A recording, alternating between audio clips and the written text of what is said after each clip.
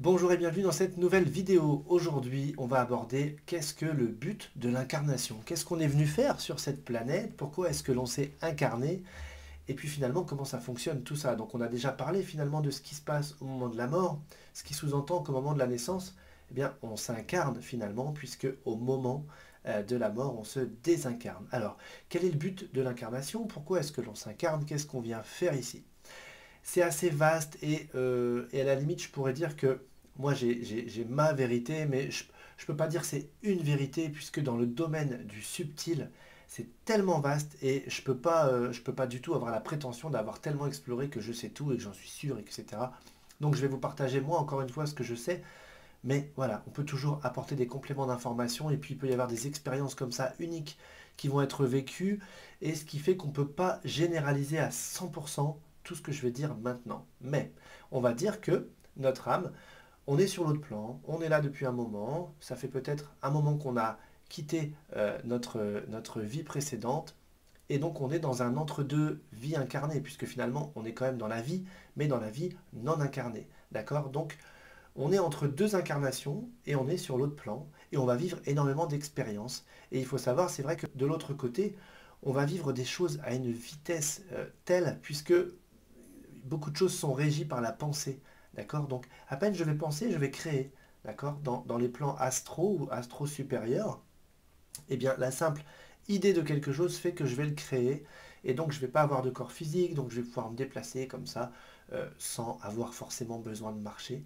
Euh, et au bout d'un moment, il va y avoir une forme de lassitude, c'est-à-dire que c'est comme si on va se dire, bon, bah ok, je suis sur un plan où tout est possible et tout est possible rapidement, mais c'est un peu comme si l'âme commence finalement à s'endormir parce que, bon, bah ça y est, elle a fait le tour de ce plan-là et puis elle va chercher à vivre autre chose. Et c'est à ce moment-là où va être proposé à l'âme de se réincarner. Alors, on ne va pas faire ça tout seul quand on est de l'autre côté, puisqu'on est vraiment guidé. Il y a, on pourrait dire, des instances dans les plans subtils qui sont vraiment, je dirais même pas spécialisées, mais qui sont vraiment créées pour ça, des guides spéciaux pour ça, pour notre chemin de vie, notre réincarnation. Et puis c'est comme s'il va y avoir quelque chose qui va être au millimètre, qui va être vraiment du sur-mesure. Qu'est-ce que mon âme va avoir besoin dans la prochaine vie, la prochaine incarnation, pour continuer de grandir, d'évoluer? Qu'est-ce qu'il serait juste de venir travailler en fonction de ma vie antérieure? Qu'est-ce que dans celle-ci, moi, j'ai envie de faire, parfois pour rattraper des choses, puisque effectivement, il y a des choses, parfois, on va se donner de vouloir les rattraper comme ça. Et donc, je vous dis, c'est du sur-mesure parce que ça dépasse la conscience humaine. En fait, de l'autre côté, tout est, tout est énergie et il y a une forme d'omniscience par les guides en tout cas qui fait que on va choisir notre zone géographique, notre milieu social, notre famille, notre fratrie, les parents, leur caractère, leur type, etc. C'est-à-dire que c'est impressionnant à quel point tout est maîtrisé. Et on va nous proposer ça. On ne va pas nous obliger, mais en même temps, à ce moment-là, on est de l'autre côté, on est dans un plan d'amour, on a envie de grandir, d'évoluer, d'apprendre, etc.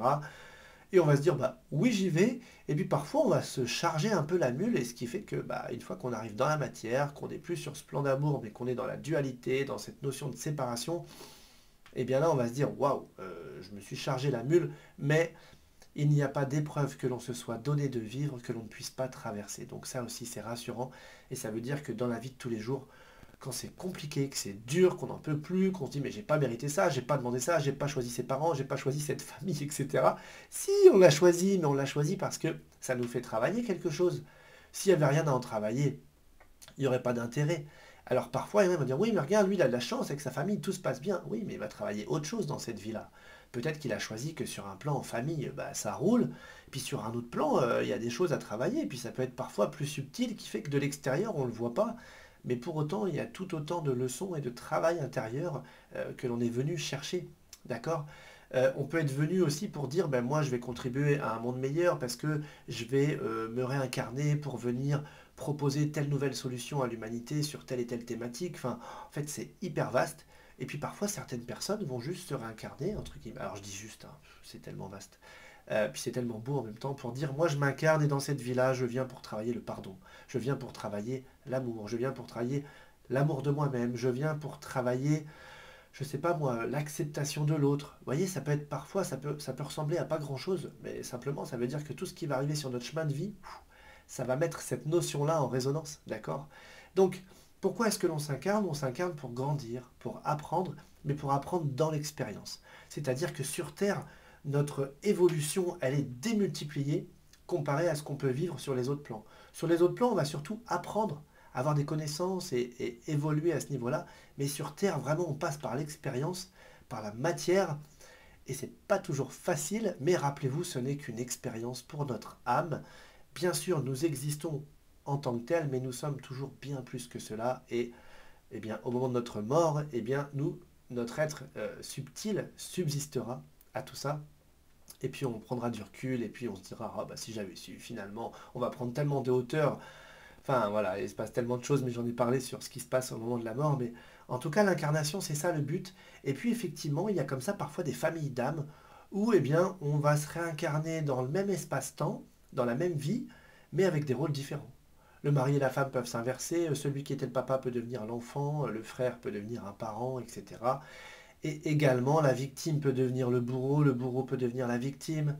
Et je sais que c'est difficile à entendre, et je vous dis, ça fait 10 ans que je suis en cabinet, donc j'ai entendu plein de choses qui sont terribles à entendre dans la matière, et c'est pour ça que moi, intérieurement, je prends toujours un regard spirituel sur ce qu'on me dit, mais parfois il y a des épreuves que certaines personnes vont vivre qui sont dures, quand on entend ça, on se dit, mais c'est horrible, mais comment ça a pu arriver? Enfin, si on reste sur un plan purement incarné terre à terre, ouais, parfois on en perdrait son sang-froid et on aurait envie de faire justice soi-même. Et puis on prend du recul et puis on va se dire, mais ok, dans cette vie-là, ce sont les rôles, les attributs de chacun. Et dans une vie antérieure ou encore avant, qu'est-ce qui s'est passé entre ces deux âmes? C'était quoi leur rôle? Qui jouait quoi? Qui a fait quoi à qui en fait, voyez? Et parfois, ce qui peut sembler injuste dans cette vie-là, qui n'est qu'un segment, si on reprend un segment plus long, eh bien on voit qu'il y a peut-être quelque chose qui reprend une forme d'équilibre, voyez? Donc je sais que c'est difficile à entendre parce qu'il y a des choses parfois tellement tragiques et il y a aussi encore des choses, moi, qui viennent me heurter, me toucher, et j'essaye tout de suite de prendre du recul. Mais parfois, je sais que j'entends des choses qui sont terribles, et je me dis toujours, ok Maxime, une âme qui s'est incarnée, le hasard n'existe pas, elle est venue travailler quelque chose, elle va comprendre quelque chose dans son expérience d'âme. C'est un court segment, c'est ok. Enfin, en même temps, vous voyez, ça me rassure, mais je me dis sinon, il y a personne qui déciderait de s'incarner dans des territoires où la vie est tellement difficile, voire quasiment invivable. Il n'y aurait pas d'incarnation, les âmes ne descendraient pas. Et l'incarnation, c'est un choix, d'accord? L'incarnation, c'est tout un processus, c'est pas du tout lié au hasard. C'est comme deux personnes qui vont avoir un enfant ensemble. C'est pas un hasard. D'un point de vue terrestre, on peut se dire, ah oui, machin, et puis ok, il y a tout un tas d'histoires possibles et imaginables. Mais en attendant, c'est que ces deux âmes-là devaient jouer ce rôle pour accueillir une autre âme qui va aussi jouer ce rôle-là. Donc tout a du sens sur un plan spirituel, même si sur un plan incarné, on ne voit pas toujours les choses et on n'est pas toujours d'accord. Et ça vient nous toucher, et c'est normal. On est un être émotionnel aussi, donc on réagit, on a une éducation, on a des codes, on a des valeurs, on a tout ça. Forcément que ça vient nous heurter. C'est aussi pour ça que je dis que quand on fait cette réouverture spirituelle, ça nous donne quand même, moi je trouve, une forme de stabilité intérieure qui nous aide à mieux appréhender tout ce qui se passe. Et puis aussi, franchement, moi il y a aussi tout un tas de choses dont je me coupe de sources d'informations de l'environnement qui peuvent venir. Je vois pas l'intérêt ni la plus-value que ça a pour mon être et je m'en coupe puisque, bah voilà, tout n'est pas lumineux hein, sur cette planète. Donc il faut aussi savoir se protéger et c'est pour moi aussi du discernement que de dire ça je prends et ça je prends pas. Donc voilà. Donc l'incarnation, c'est vrai que c'est très vaste. Et donc ayez ce regard comme ça en disant mais avant de venir, qu'est-ce que je me suis donné de travailler finalement? Pourquoi je suis venu? Si j'ai choisi là ça, si ce type d'épreuve revient dans ma vie, qu'est-ce que je suis censé en comprendre? Qu'est-ce que ça me fait travailler sur moi finalement? Qu'est-ce que je suis venu passer à travers ça, vous voyez? Donc ayez en tout cas cette vision-là et ça va donner, moi je dirais, ça va donner du sens à votre incarnation, en tout cas, ça va donner du sens à votre vie sur Terre, même si parfois j'ai déjà entendu des gens me dire, mais moi je sais pas qu'est-ce que je fous là, franchement, je comprends rien, etc. Donc quand on est dans cette forme de brouillard, il faut prendre du recul, et si on n'y arrive pas, on se fait accompagner par quelqu'un qui va avoir du discernement et qui va pouvoir nous guider en tout cas, hein, d'accord? Donc voilà. J'espère que cette vidéo vous apporte beaucoup de valeur, que ça va vous aider surtout dans votre quotidien à prendre du recul et puis à voir les choses avec un autre regard. Tout ça pour mieux le vivre. Parce que le but, c'est que, effectivement, alors, on a tout un tas de choses dans la société qui sont faites d'une certaine façon, mais en tout cas, on n'est pas venu pour souffrir. Ça, c'est une certitude. On n'est pas venu pour souffrir, on n'est pas venu pour être une victime, on est venu pour apprendre, comprendre, éventuellement, effectivement, réparer des choses, etc. Mais tout ça, plus on va en avoir la conscience, plus l'épreuve va être plutôt adoucie, la crête va être lissée comme ça, et puis on va être guidé, on va être soutenu, puisqu'on a aussi du soutien spirituel, hein, on en a déjà parlé, on a du soutien spirituel, on va y faire appel, et puis on va passer à travers ça, et puis voilà. Et moi je dis toujours, s'il y a des bas, c'est qu'il y a des hauts, et quand il y a un haut, et puis ensuite on revient en bas, bon bah, parfois ça peut être assez cyclique, mais en tout cas ça dépend de chacun. Et puis, il ne faut envier personne puisqu'on ne sait pas ce qui s'est passé avant, dans sa vie antérieure, dans les vies qui ont précédé.